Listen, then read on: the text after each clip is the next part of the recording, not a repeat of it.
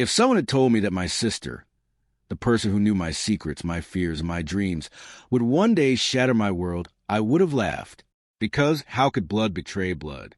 How could someone who watched me fall in love, plan a wedding with me, and cheer me on be the one to destroy it all?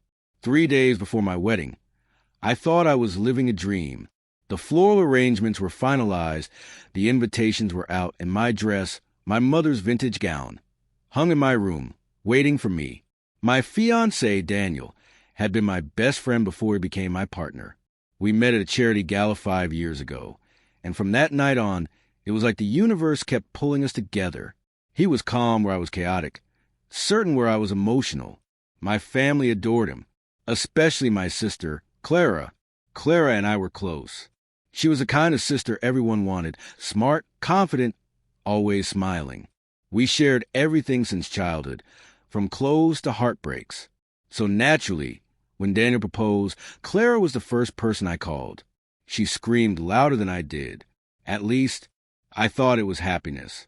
The week before the wedding was a blur of last-minute chaos. Clara had taken charge of organizing the bridesmaids' brunch and my bachelorette night. She seemed more excited than I was, always texting Daniel about logistics, running errands for me, and staying out late getting decorations. I didn't think much of it. She'd always been helpful, always there, until she wasn't. 3 days before the wedding, I woke up to silence that felt strange. My phone buzzed nonstop, texts from friends, vendors, and one missed call from Daniel. I smiled half asleep, thinking it was another sweet good morning call. But when I opened his message, my world stopped. "I'm sorry, Anna. I can't do this." No explanation. No call. No goodbye. I read it again. And again. My hands trembled as I dialed his number straight to voicemail. I tried Clara. No answer. My heart started pounding in a rhythm I couldn't control. By noon, I was standing outside Daniel's apartment, wearing the hoodie he'd once given me, still clutching my phone like it could fix everything.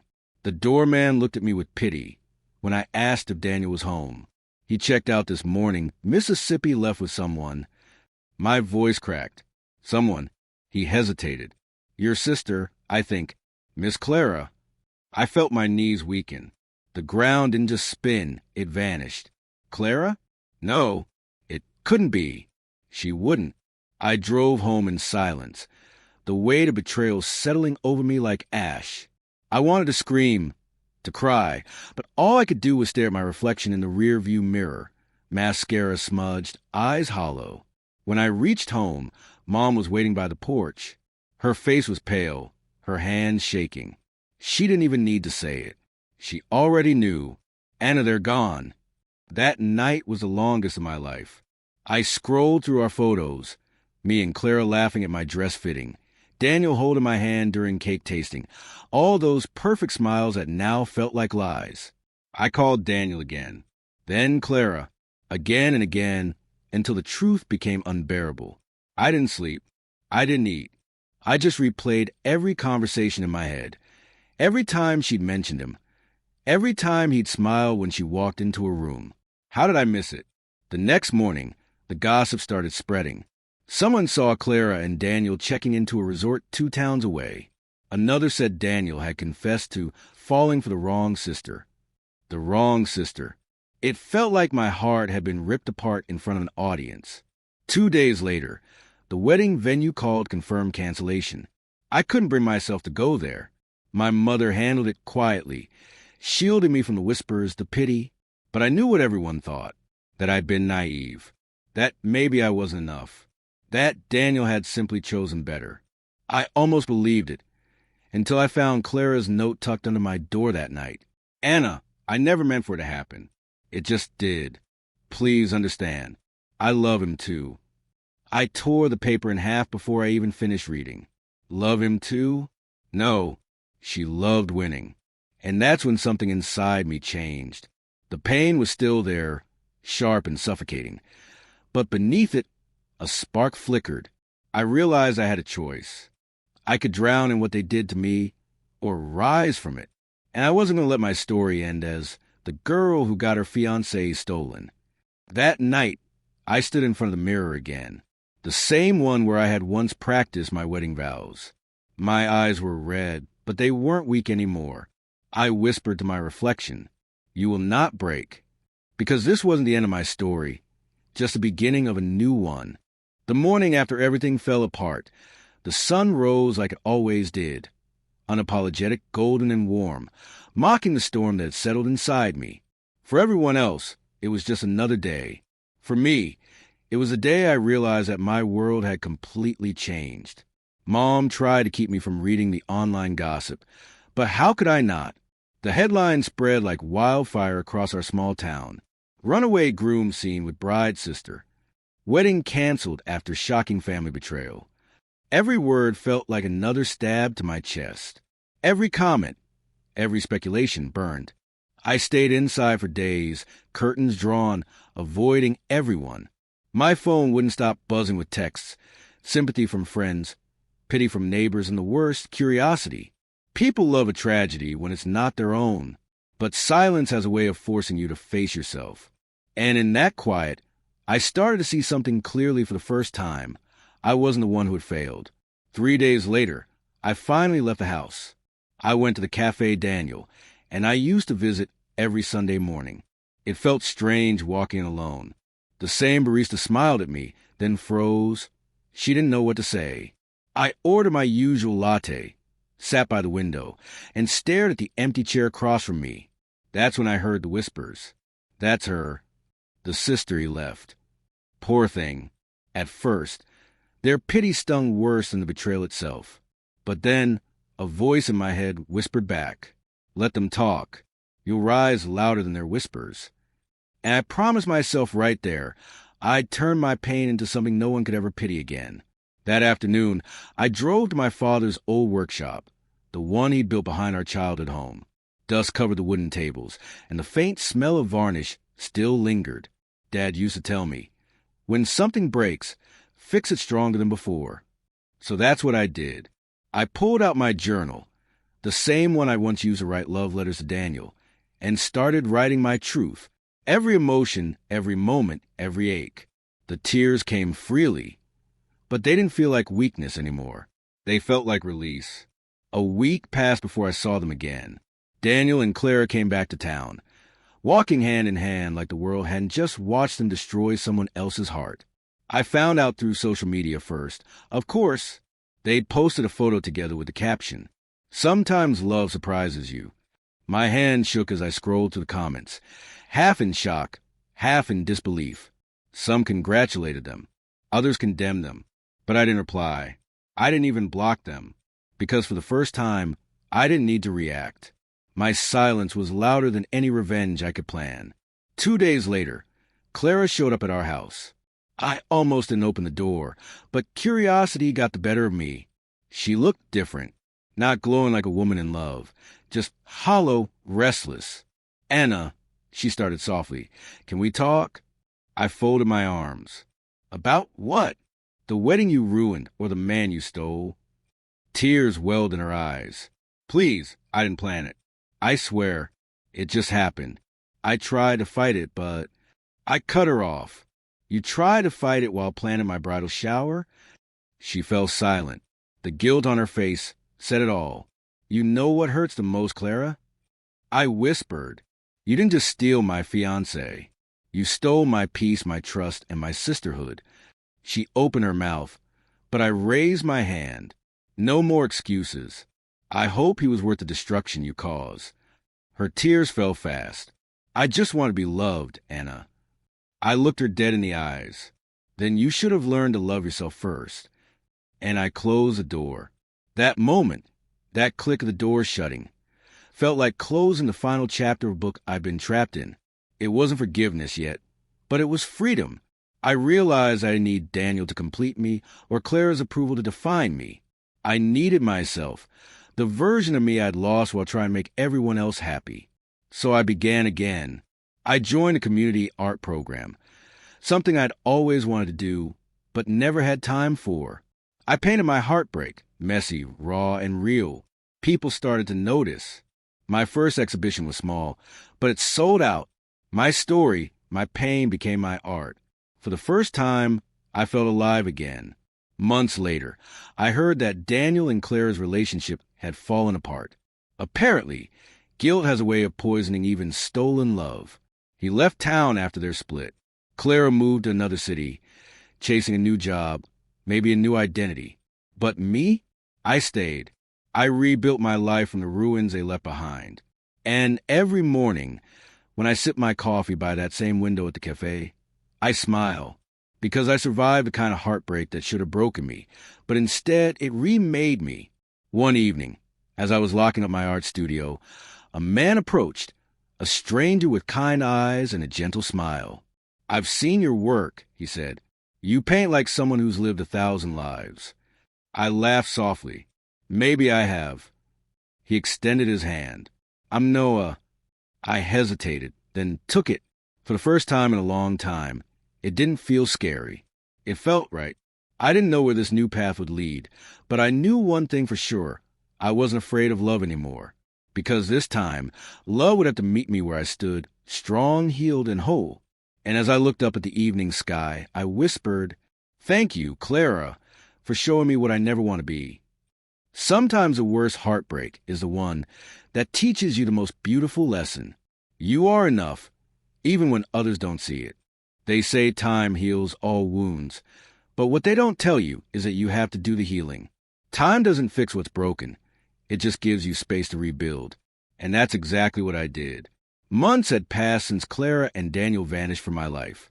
The sting of betrayal had dulled, replaced by something stronger: purpose.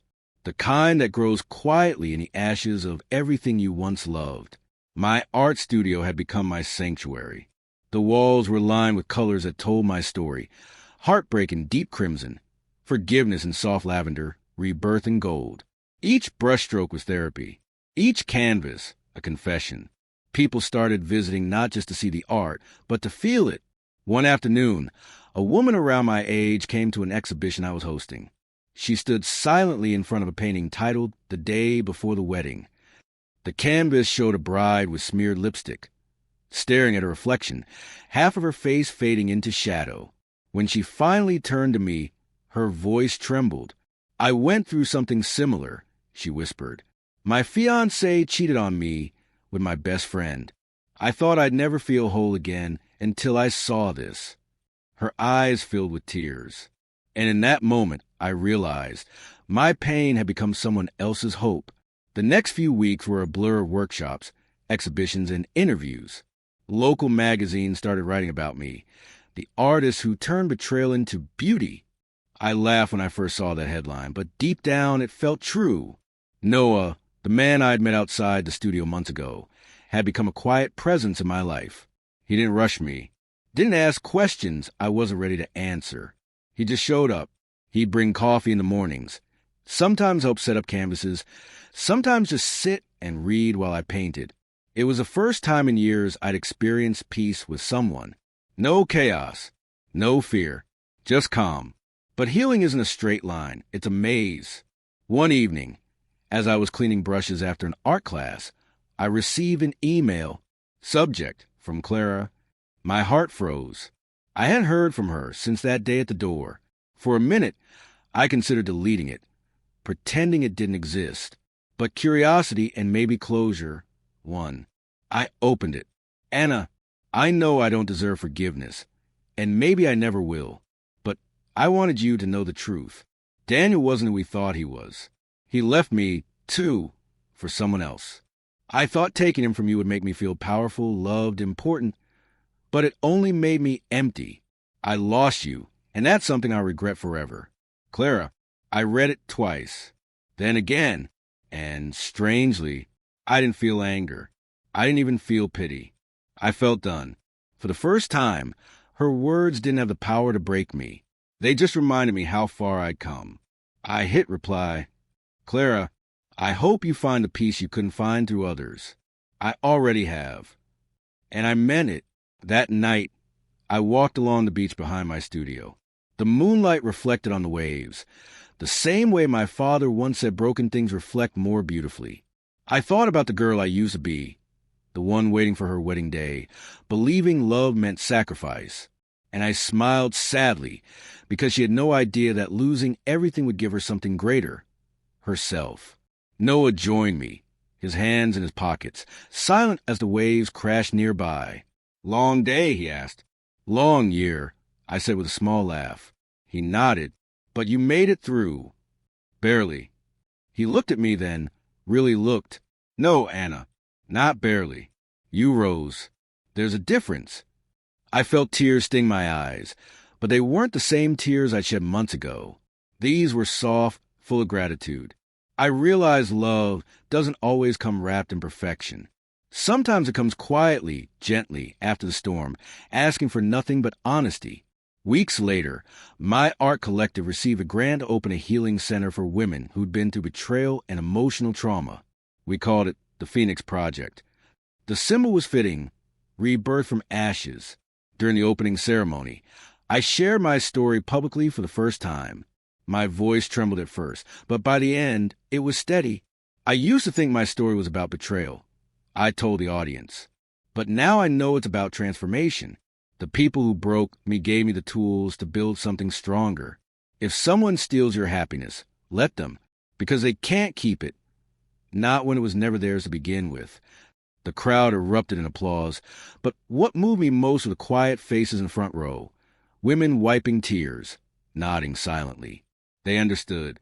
After the event, Noah took my hand and said, "You turn your heartbreak into a revolution." I laughed. I just turned into honesty. But deep down, I knew it was more than that. I had turned it into power. The kind that doesn't need revenge. The kind that doesn't need validation. The kind that simply stands tall and says, "I'm still here."